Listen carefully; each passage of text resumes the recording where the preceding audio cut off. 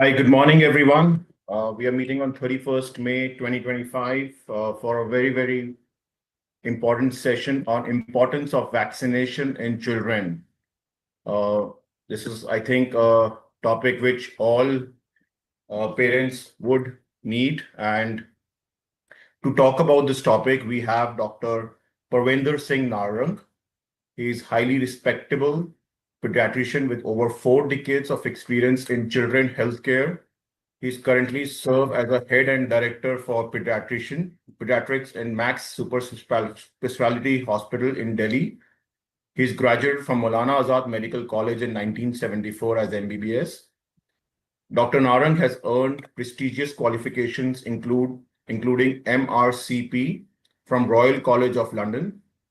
He's the author for 10 books on children health in English and Hindi and held several prominent positions, including president of IAP Delhi 2013-14, executive member of IAP Infectious Disease Chapter 17 and 18, as a president of Sevra Rehabilitation Institute of Children with Special Needs. He is deeply involved in supporting children with special and mental challenge. Dr. Narang is also a regular contributor to NDTV, Republic TV, and other media platforms. Sir, we are blessed to have you here. Over to you. Thank you, Saurabh.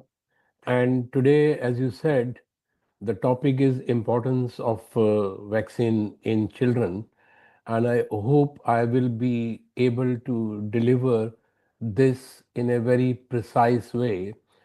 We all know there are many threats to global health, and the three threats I'm going to highlight today are the global COVID and influenza pandemic and leading antimicrobial resistance by overusages of antibiotics. And the most important is vaccine hesitancy. Dear friends, vaccine lies in the fridge. Once it goes into it is called vaccination. So my main focus will be how to give vaccine to vaccination. And in fact, once you vaccinate, obviously lots of challenges of infection comes down, and so comes down the antimicrobial use, and so comes down the antimicrobial resistance. There are hardly any antibiotics in the pipeline in development because uh, as soon as the antibiotics comes, sooner they get resistance, and we are going to be in a very vulnerable situation very soon if we do not combat the infection in a better manner. Well, we all know the three layers of protection: the external protection and the internal protection. The external protection we can do by a very good hygiene. We can avoid infection by using the mask, and we can avoid the public places once you have infection, and we can break the chain of spread of infection. But what we also need is a internal protection of the our body, and that internal protection comes with three things. One is the nutrition status, and the nutrition status makes you immunocompetent and your body's ability to fight infection.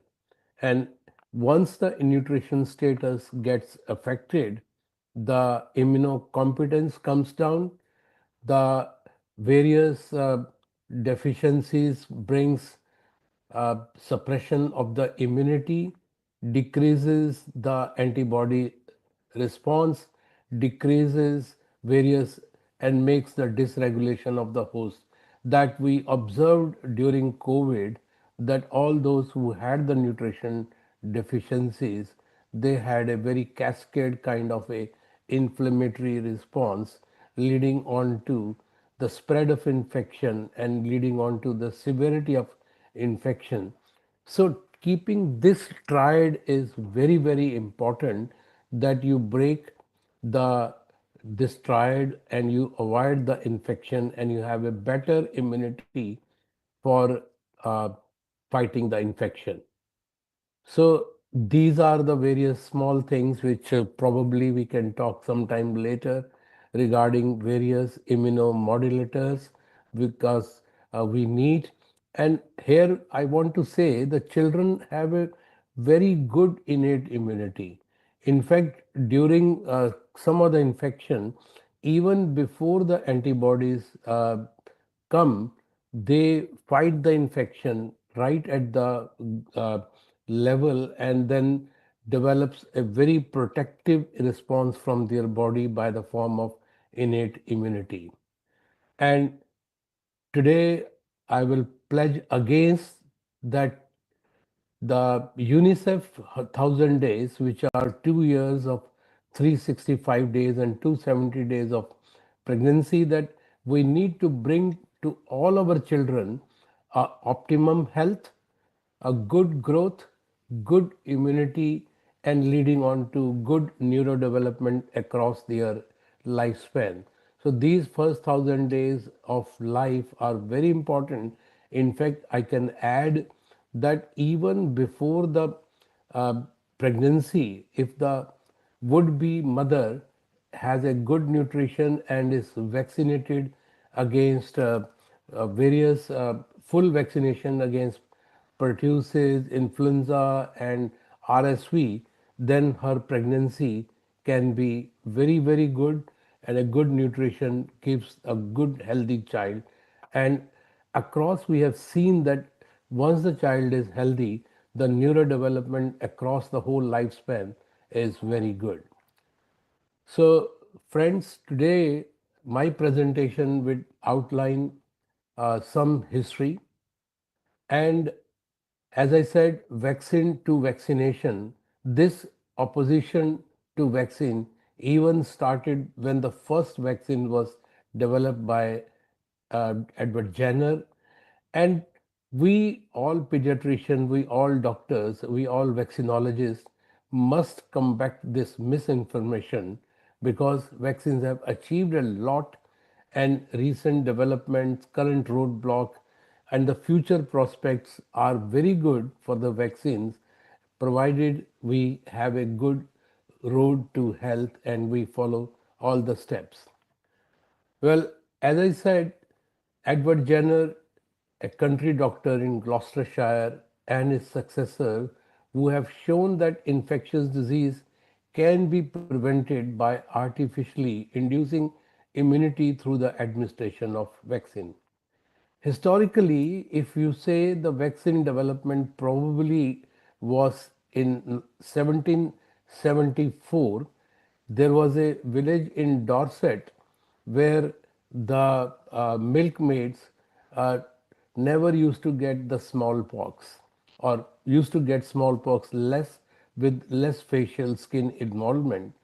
And Jesty, who was a cowman, observed that probably the cowpox has some immunity to the smallpox, and he vaccinated his wife and his two children, and did this bold experiment, and which hypothesis was a practice of vaccination.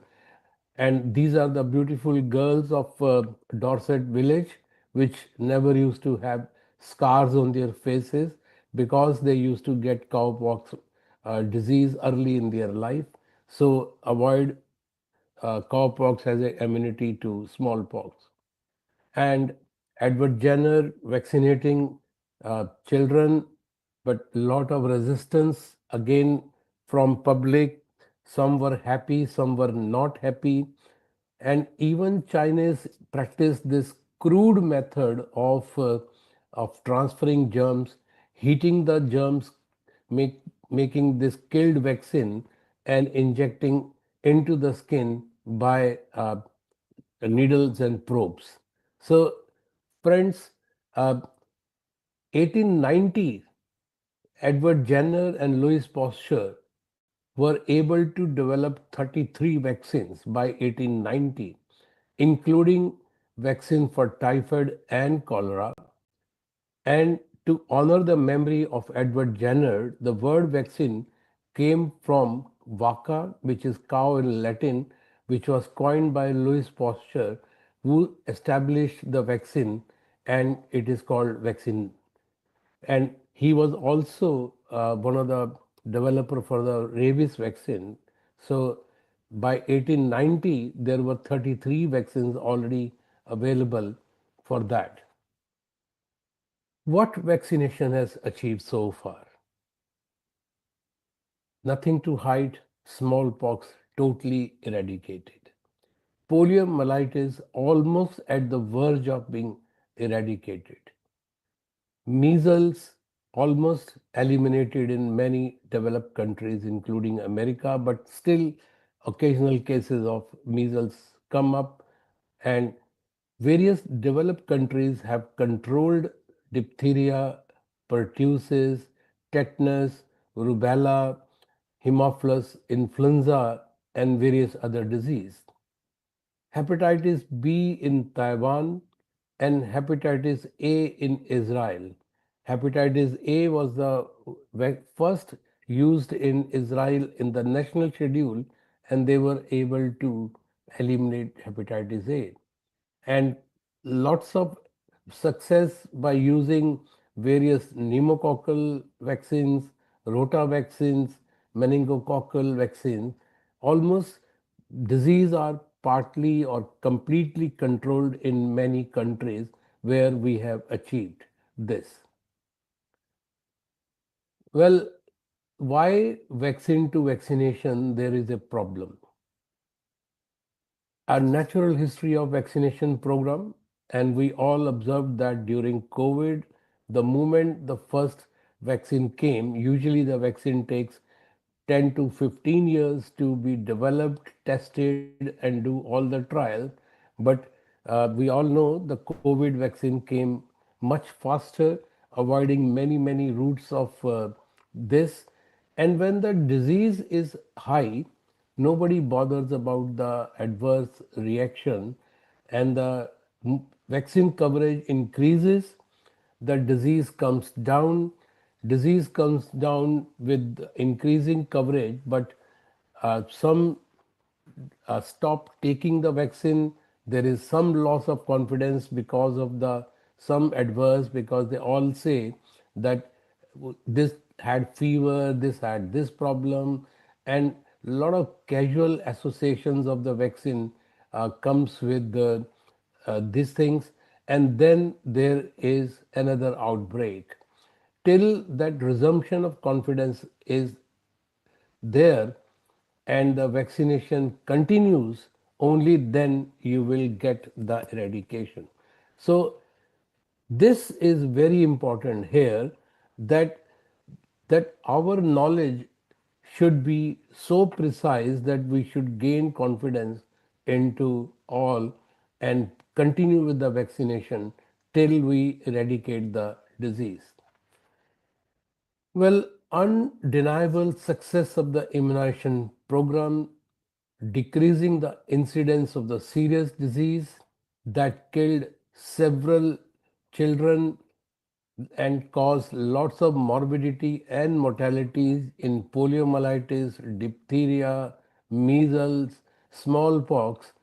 Particularly in the developed countries, there has been now more concern about vaccine safety, and the mass media, which sometimes highlights these uh, adverse events, and people lose the confidence in the vaccine. So the vaccine becomes victim of their own success. And why this comes, it's a lot to talk, but lots of religious, philosophical, political, emotional, and people sometimes don't like to be vaccinated. They just feel that probably the disease gives a better immunity, and lots of things come into play. Well, these stumbles are there, and some of them are real, some of them are uh, over highlighted. That we know that some in immunosuppressed, you can have a severe infection by the vaccine, but that's very, very rare. Paralysis occur with polio, but that's again very rare. And some diseases like Guillain-Barré, meningoencephalitis, these are all very rare. And even best was that Rota Shield vaccine when it came, when the association with interception, the vaccine was discontinued.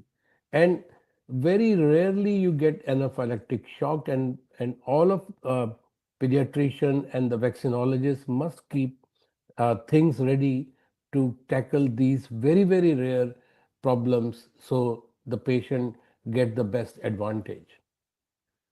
Well, we have seen the consequence of interrupting vaccination program. Pertussis vaccination, diphtheria vaccination, DPT was going very well, and introduction of this vaccine in 1940 and 1950, the disease started coming down, but then uh, because of the wholesale, some more reaction and some very rare reactions, people lost the confidence. In fact, some countries even stopped giving DPT, and then there was a resurgence of the disease until you had a acellular vaccine. This resurgence continued, and again, after the introduction of DPT into the national schedule in many countries like England, Wales, Nordic countries, Sweden, and Japan, the disease started to come down. Well, some of the programmatic errors are by which are uh, which can happen sometime. uh, Instead of diluent, in some rarely you have used insulin, wrong vaccine instead of hepatitis B, hepatitis A, instead of H influenza, hepatitis B. These all rare things. Now I will go through in this that you must follow the exact schedule, and you must check on all the small things and how this can be avoided. Unsterile syringes, wrong technique, vaccine into the sciatic nerve. So all these things are very, very important to avoid any hurdles and stumbles in the vaccination program.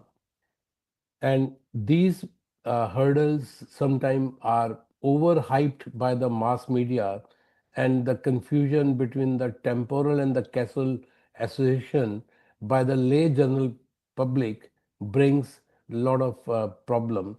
And the lack of uh, these things are making some hurdles into these vaccines achievements. And a lot of people uh, adverse events following vaccination, they think these are adverse reaction of the immunization. And these are the things which have been said in some, but none of them are absolutely true. And some sudden infant death, multiple sclerosis, autism, and MMR, these all things are very, very casually being associated, and nothing is important, scientifically proven, epidemiologically proven that these are wrong things, and this needs to be avoided in the success of the vaccination program. Pertussis, I already said, the lots of some countries stopped giving DPT, and then there was resurgence of pertussis till a better vaccine and more coverage. And the resurgence was not because of the imperfect DPT, it was because of no coverage beyond 5 and coverage of adolescent, pregnant, and adults. So DPT vaccination is given regularly during pregnancy, DTaP, to avoid pertussis in young children. And these are some of the highlights which we have observed by some of the effects which we can relate to. IAP schedule looks very, very good, very impressive, much better than before. We are giving the first year, three primary DPT, IPV, Hib, per, uh, pneumococcal, and rotavirus, with hepatitis B at birth and BCG at birth. And this hepatitis B at birth is very important because 50% of the cases of hepatitis B comes as a direct vertical transmission from mother to the baby, and this can only be avoided by screening all the pregnancies for hepatitis B, if not giving them the hepatitis B at birth as an additional dose, so making 4 doses instead of 3. And we can continue to give vaccination for MMR, pneumococcal, and as I mentioned, the boosters are very important. And here I want to highlight that as a clinician, as a pediatrician, as a vaccinologist, vaccination continues from birth till adulthood, till old age, till 80. So boosters are very important, and by the age of 60 plus, then there are many other vaccination which are very important. So covering for Tdap, chickenpox, hepatitis A, we will all go through this and importance of vaccination as recommended by the Indian Academy of Pediatrics. Missed vaccination puts the child at risk of contracting the disease.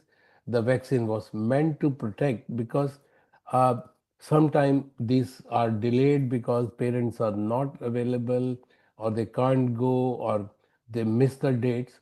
So Indian Academy of Pediatrics recommend a very good catch-up vaccination for all.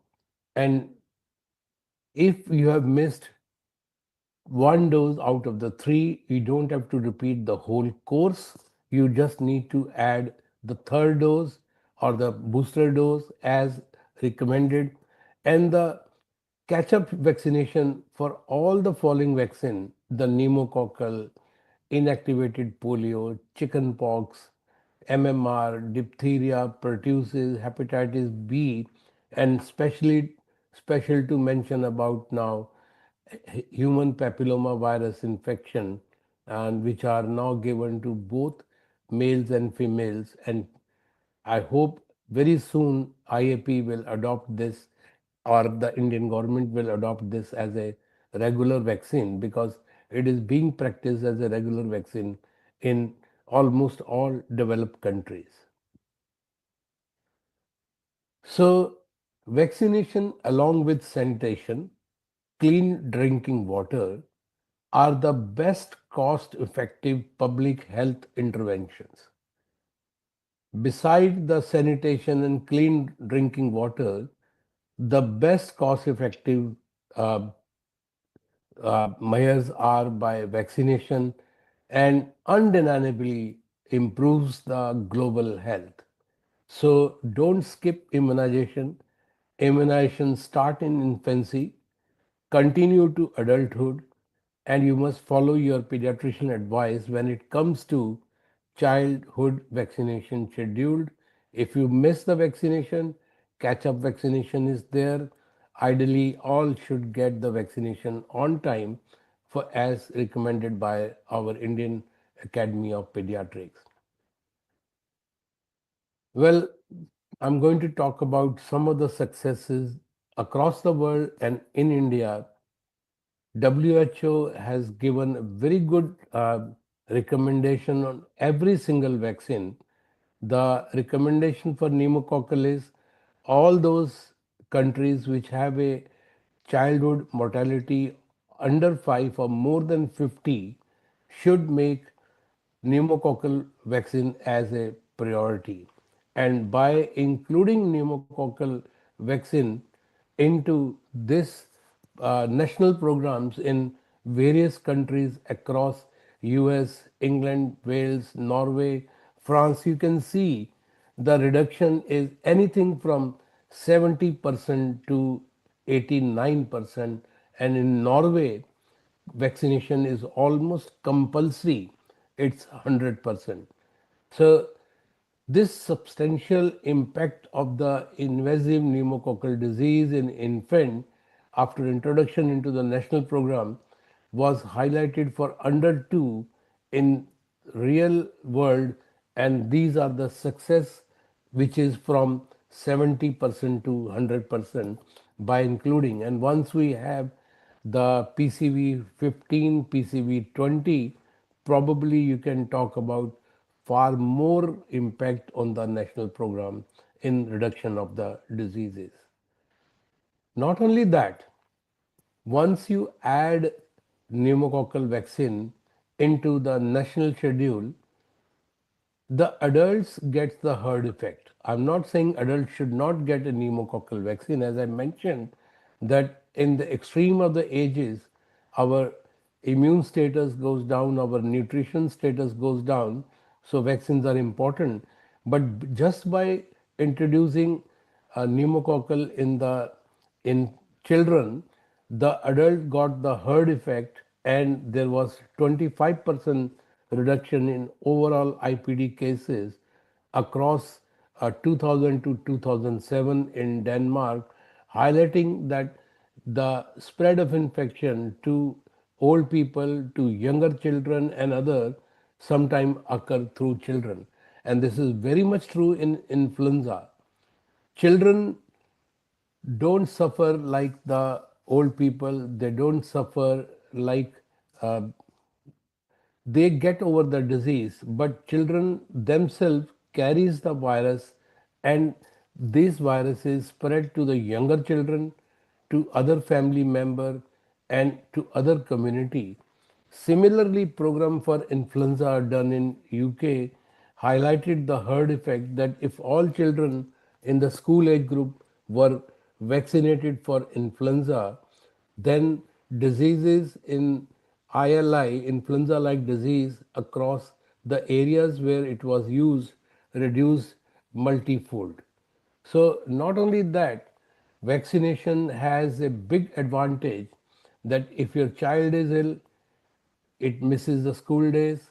And as I mentioned, the AMR, number of antibiotic use, is reduced by one third, and maternal and paternal work absenteeism gets reduced. So these ongoing program for influenza vaccination in children are not only effective in reducing the suffering in children, but also cost saving proposition, and very good for the employers that their uh, staff don't get ill so quickly. And a lot of staff, a lot of the employers offer these vaccines to their staff free, and so to avoid these absenteeism from the work. Another very important to highlight that the HPV virus is the necessary cause of 100% of the cervical cancer cases and 88% of the anal cancers and various other cancers. So, a lot of countries have included HPV in their national schedule, and children in the age of 9 to 15 are given this vaccine. Not only prevent the cancers, it prevents the pre-cancers, and it prevents the genital warts. So these are all very, very important things which immunization has or can achieve, and various diseases like pneumococcal, rotavirus, and all these things are very, very important. I want to highlight here the anti-rabies vaccine, especially for our country. Most of the dogs are stray dogs. Children are unimmunized. Morning walkers are the victims of dog bite, and uh, pre-exposure prophylaxis is very helpful because you need less doses, and also you don't need immunoglobulins, which are sometimes very, very uh, difficult to get and has to be injected in the wound. And these all pre-exposure prophylaxis can avoid, and especially in children, the you get more bites on the face because children are height wise smaller, and the dog straight away goes to the face or the body instead of biting on the legs and hands. So very important issue for the anti rabies vaccine to be included, or which will help at least the avoid lots of post exposure prophylaxis, and schedules are very important. Some other diseases like the meningococcal, they spread very fast, and their progression is sometimes even less than few hours. And initial presentation can be very non-specific, like a simple viral fever, some headache, but it is very critical need of a diagnosis that you need to diagnose at least meningitis in a very quick fashion or avoid by your immunization program. And look at the immunization program across the developed countries has brought down meningococcal disease, and especially men C, men B have been tackled at a very, very good level by these uh, countries in Canada, USA, Brazil, Chile, Australia, UK. So these are all very, very important. And WHO straightway recommend the countries with intermediate to high endemic rate should adopt larger scale vaccination program, whereas country where the disease is less than 2 cases per 1 lakh should at least do the vaccination for the at risk, at the boarding school, lab workers, traveler to Hajj, and all children with immune deficiency should get these vaccination. Well, I don't know why is typhoid vaccination and hepatitis A not a priority for a policy maker. The disease being a major public health in India, where you don't have a good supply of clean water and sanitation, and it is very important not only to provide good clean water and sanitation, but to give this vaccination to the community in total. As I said in the beginning, the last few slides, I'm going to highlight that when you give vaccination, which are of very good, high importance, that you should also be taking lot of precaution. Never mix in the same syringe two vaccine unless it is labeled to be mixed. Patient should be observed for any untoward allergic reaction at least 15 to 20 minutes after receiving, and all clinics where vaccine are given should have a facility for tackling such reaction with oxygen, adrenaline, atropine, and hydrocortisone. Two or more vaccine can be given the same visit, and this is our main thing at the moment, is that we multiple vaccine are given together and avoid unnecessarily visits, because parents sometimes have to take their day off to come to get the vaccine, which sometimes they think is less important than missing their work. Vaccine should never be given on to the back near the sciatic nerve. It should always be given to the anterolateral aspect of the thigh or to the deltoid. These are the only two areas where IM injection should be used, and the use of combination vaccine is preferred because you can cover more diseases. Two or more live vaccine need to be separated at least 28 days. This rule does not apply to the live oral vaccine, and any interval can be kept between the live and the killed vaccine. The interval between two doses of the same vaccine should be 4 weeks, except rabies, which we do it much faster rate. and 037, 14 and 28. But for the inactivated vaccine, any interval can be kept. And a lot of parents have uh, one misconception that there is overload of vaccine in their body. Well, even wholesale DPT has so many antigen, and our body is able to handle lots of antigen together by their immune status. And the distance between the two injections should be at least 1 inch. Intramuscular should be given intramuscular, at least to the depth of, depending on the muscle mass, into the muscle, at least 3/4 of an inch. And the schedule has to be followed, administered properly. Any vaccine which is administered 4 days prior to the minimum interval should be regarded as a uh, no zero dose, and previous immunization should be checked, and catch up vaccination should be done, and person should be immunized appropriately for age.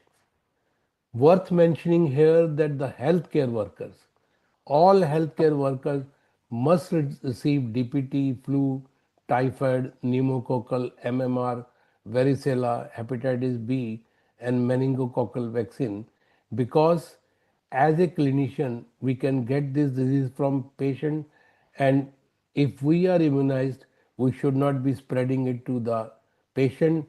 And we also have a important for our family, because we should not bring infection back to our home and spread it to our children or our parents. So health of all is important. We must take necessary vaccine. These are some of the projected vaccine coming in the pipeline. We are waiting to see vaccine for uh, various other diseases. Dengue is coming very, very shortly, being used in some countries. HIV, AIDS vaccine, these all are pipeline, and a lot of research is going in developing these vaccine. This is very important slide. There is a one drop of water on the leaf. It is being balanced by 12 ants in 4 groups. And this, any ant which comes back or moves his space, the drop of the water will fall. So we need a very, very important doctor, patient, public, government uh, uh, together, that we should give the benefit of that one small drop of vaccine to the children, to the adults, and to the whole community. And this balance between all of them is very important for the success of the vaccination. And last slide, there are so many benefits. Avoiding infection, remaining disease free, comes at a very minimal risk or a minute risk, as small as even a rat or a small insect, that these adverse reactions, which are usually very mild, the balance of the risk and the benefit must be weighed heavily towards the side of the benefit.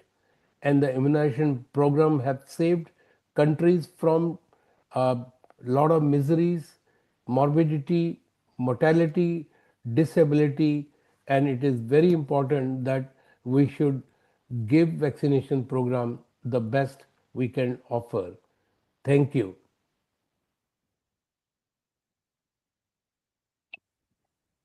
Uh, Dr. Narang, thank you so much for the presentation. And we will now open the forum for the question answers. I welcome Dr. Chong, the chair for the session, and the chair for CMAAO. Dr. Chong, over to you. Thank you, Saurabh. Thank you, Dr. Parvinder. It was a wonderful presentation. I came about halfway, but I think it's very important to always emphasize vaccinations, especially after COVID. You know, we've had a whole wave of viruses trying to come back and reclaim the space that COVID left left them behind. So Absolutely. yeah, we in Singapore, for example, we have a huge drive right now for pneumococcal vaccine, Yeah. shingles vaccines, and of course the childhood vaccines are all mandatory. But always a good timely lecture to remind us of how important vaccinations are, especially with dubious leadership now from the United States, CDC. I'm Yeah. sorry, Monica. Thank you very much, Dr. Parvinder, for your Hmm. lecture. Yeah, we should, all the information we give, and a lot of time it is very important to tell the parents that you have taken your own vaccination. I have worked for many years in UK, and not only vaccination is important for doctors, their immune titers are also very, very important. That especially working in the bone marrow transplant unit, it is very important not only you have taken the vaccine, it has worked on your body and you have enough titer so that you don't give infection to your patients, because once they are immunocompromised, they lose their immunity and get serious infections. Yes, Dr. Parvinder, it's quite sad to see, for example, outbreaks in big cities for example, in Europe or in US, because a huge number of um, people have decided against vaccinations for their children. I mean, it's quite sad to see this sort of things happening. Yeah, Uh, that's really important. I mean, it is very, very disheartening because yeah. when it comes and especially they get infection, it is very disheartening to see that. During COVID, our Singapore government was very militant about people who are anti-vax, and of course, a lot of people complained, but it was the way to go. They were very militant. They took people to task, jailed them, everything, the whole lot, fined them, jailed them. Was No, zero I agree. tolerance. I mean, in when I was talking about the success of the pneumococcal vaccine in the Nordic countries, you could see that in Norway and so on, the success was almost 100%. Yeah. And I mean, I've been to Singapore and I know how good Singapore health system is, and worth to, as you mentioned, that you made every attempt. And as I showed the last slide where a drop of water is on the leaf, Yeah. and if there is any imbalance on that, either from the patient side or from the doctor side or from the government side, or any rules are broken and so on, the drop will fall. So, and as I right from the beginning, I said vaccines are lying in the fridge, and once it is given, that is called vaccination. Yeah.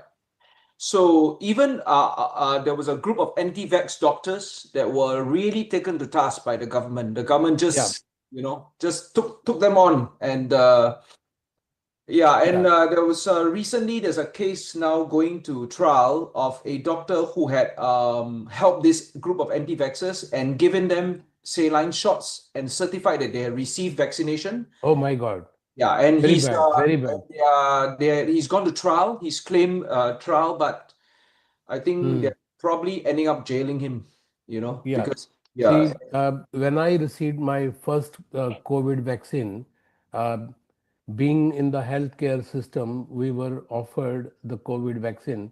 yes, And right in the beginning, very few people came to take it because they didn't have the confidence.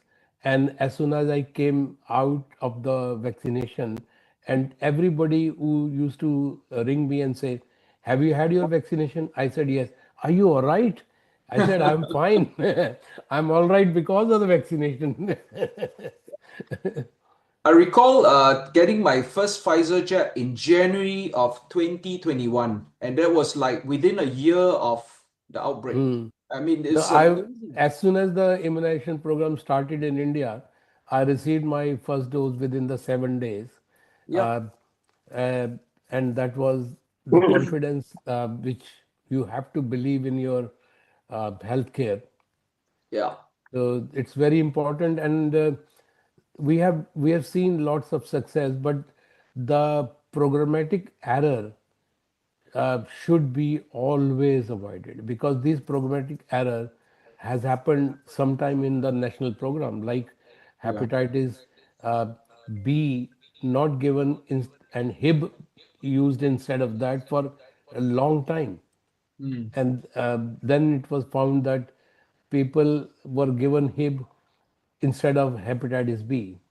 So these programmatic errors are obviously very, very few, but it's very important.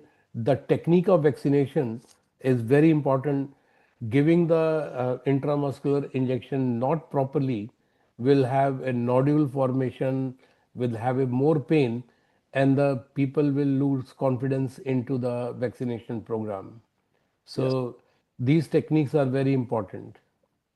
Historically, very interesting. Singapore was the first one of the first countries in the world to start hepatitis B vaccine for babies in 1987. We were one of the first, and also historically, very interesting.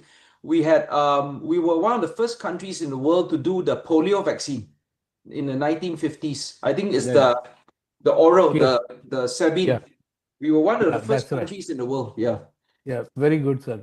I mean, yeah. So people have to learn from your examples, but we yeah, have a very big population, I but at the understand. same time, Different we, scale.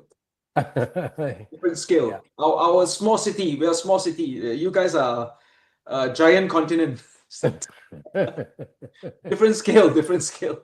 but these efforts are very important in the giants. Yeah.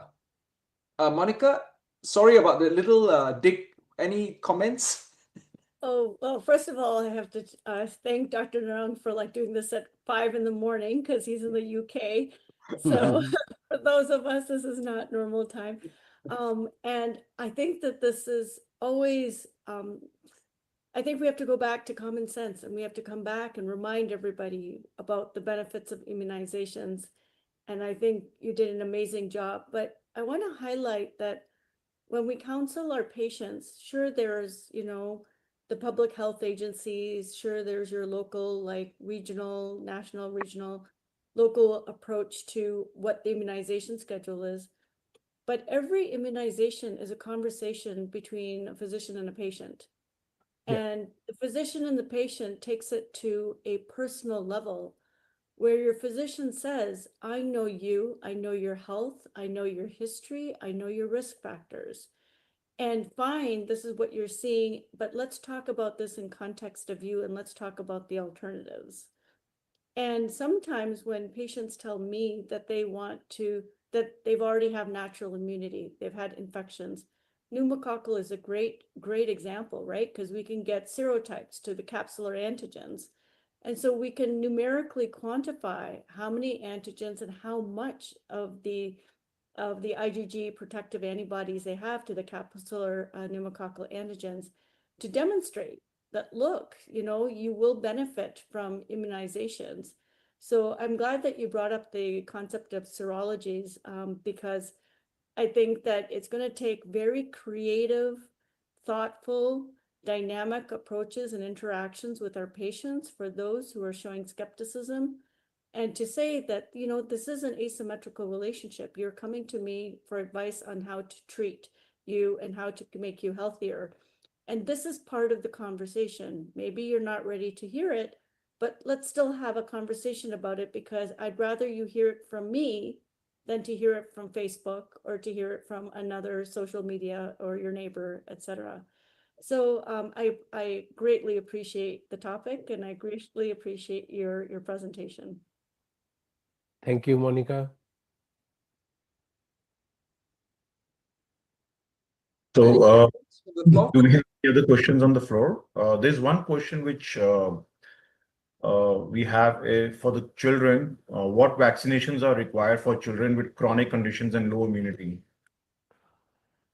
Saurabh, that is a very, very important question. Rather, I would say with children with immunocompromised or lower immunity should be given vaccine as a preferential.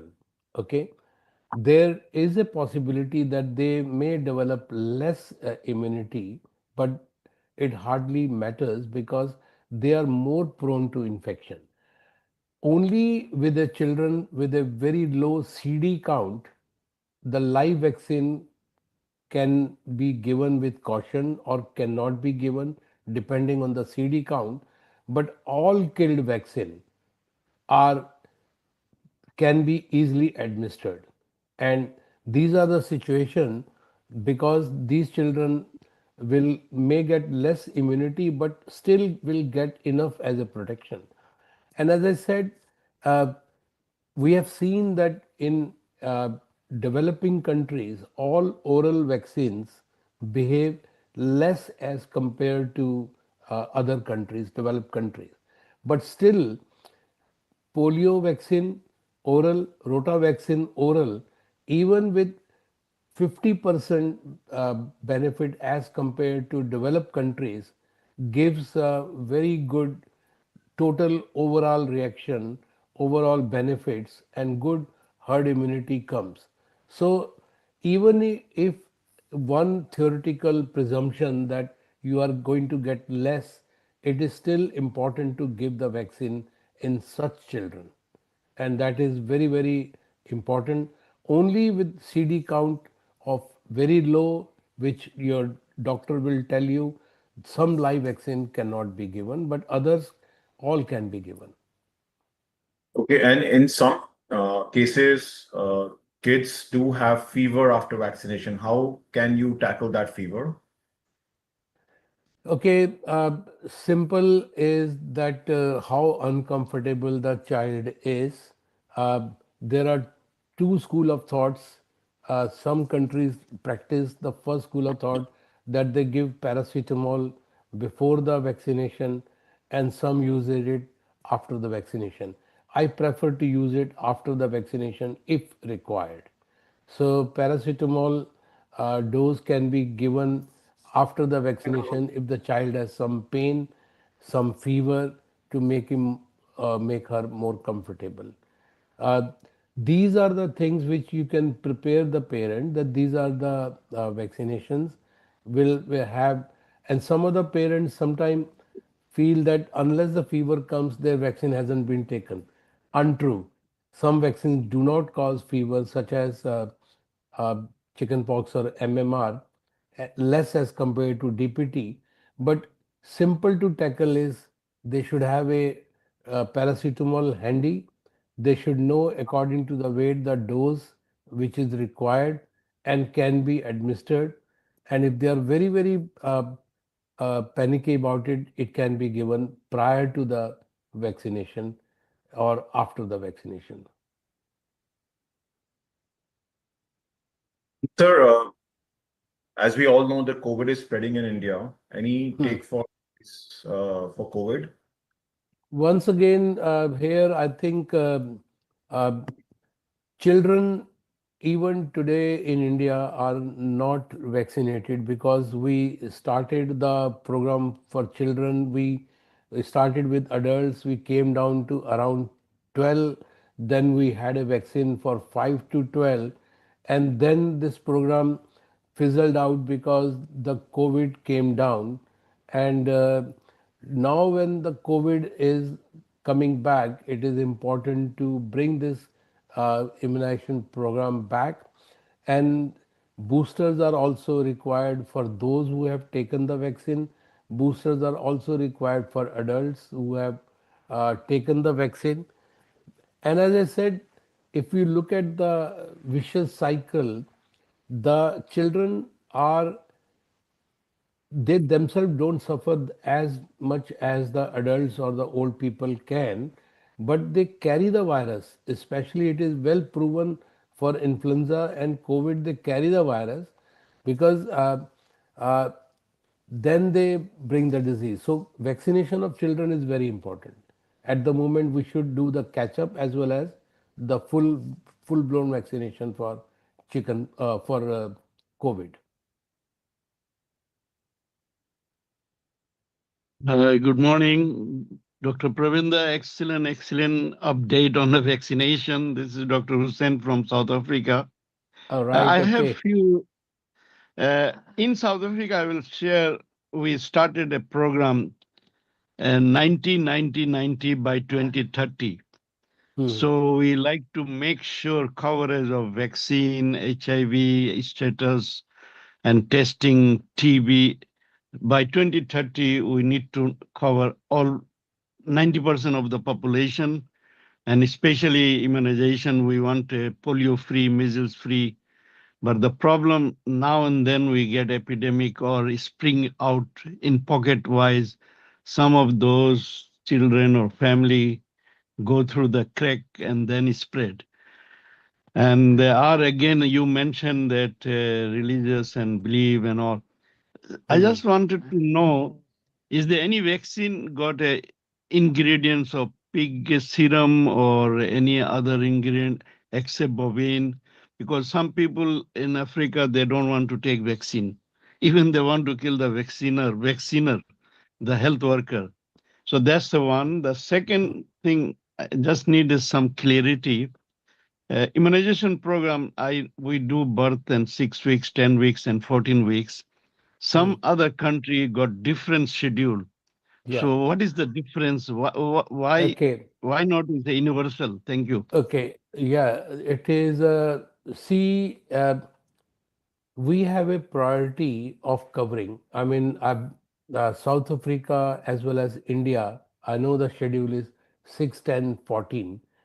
The you may get a less response if you are comparing with 2, 4, 6, because 2 months gap for 3 DPT is considered ideal.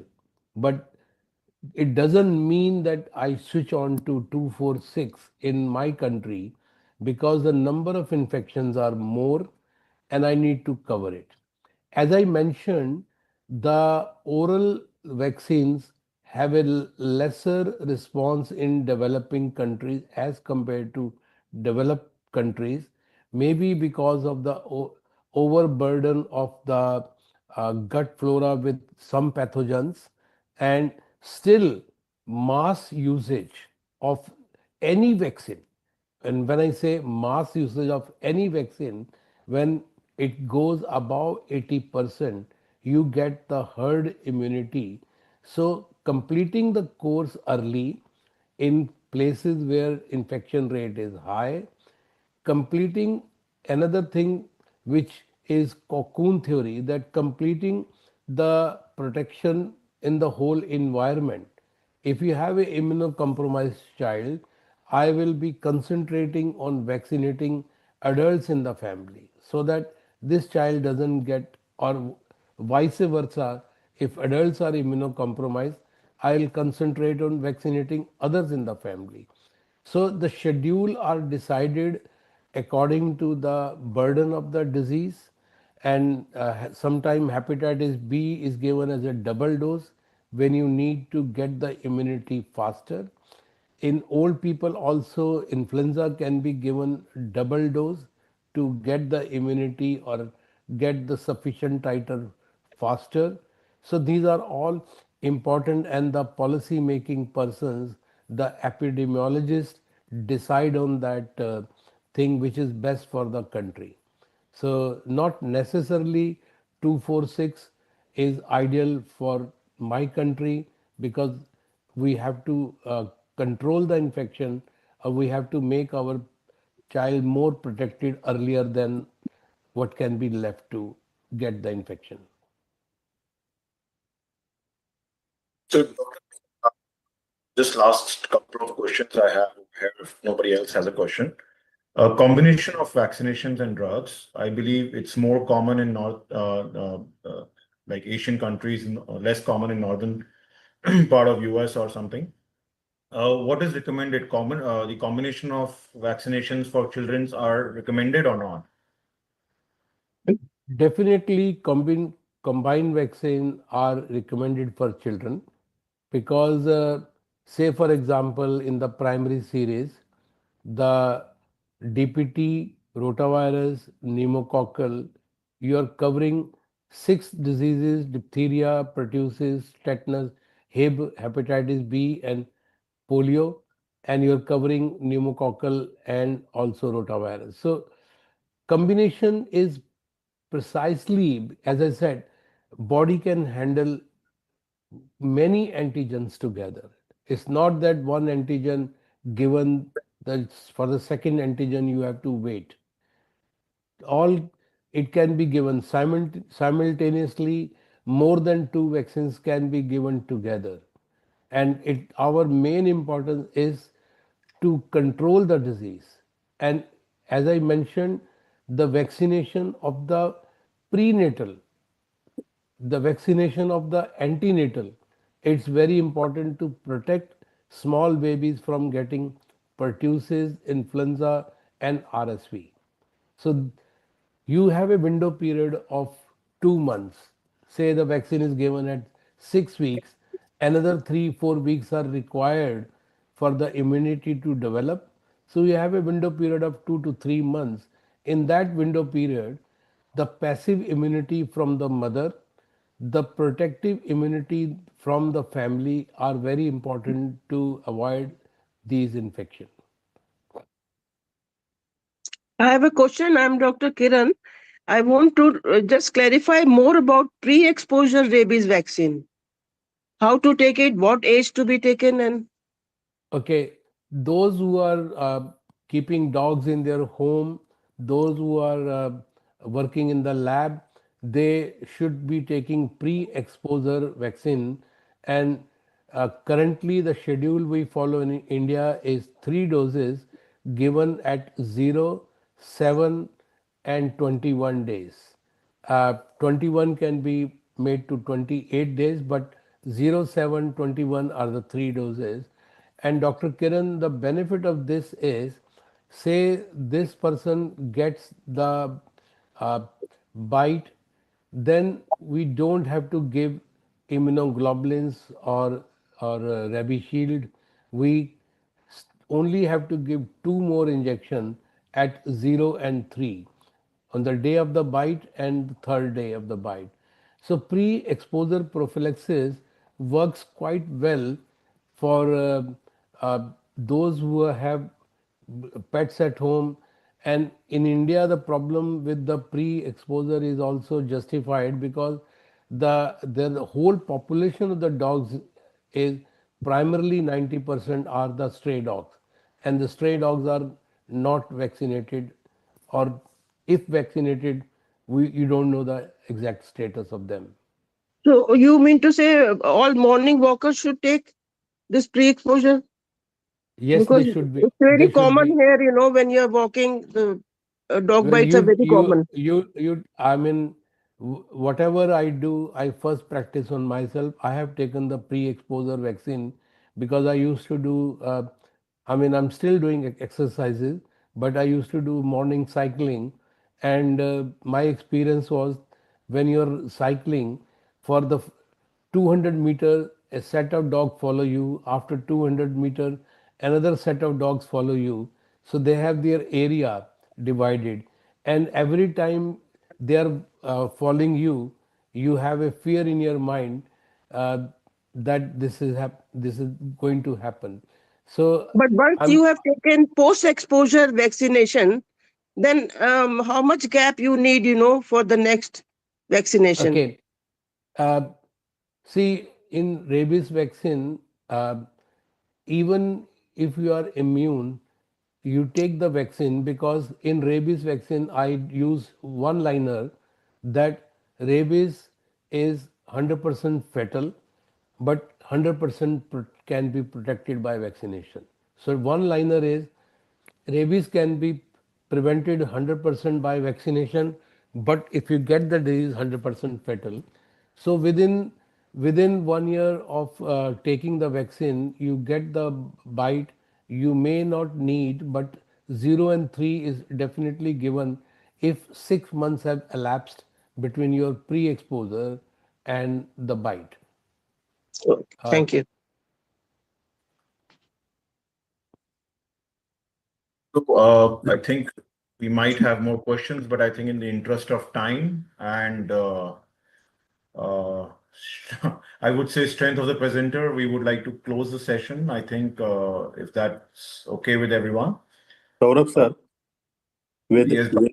whether we are having recordings of these presentations? Yeah, we will. I will share the recording. We have all these recordings are live on social media, probably more than 5 platforms on Facebook. Please send down the You group. share the presentation. So I think I would like Dr. Chong to close this session, and thanks, Dr. Narang. Okay. Thank you, Dr. Narang, for your wonderful presentation on vaccination. I think it's a timely reminder of this is a very important topic. One of the foundation stones of all healthcare systems is vaccination. So something we always tend to overlook and forget. But it's a timely reminder, and always good to hear from an authority like your good self. So thank you very much again. And without much further ado, and I know it's quite early there in the morning. So thank you again, and we hope to see you again. Thank you.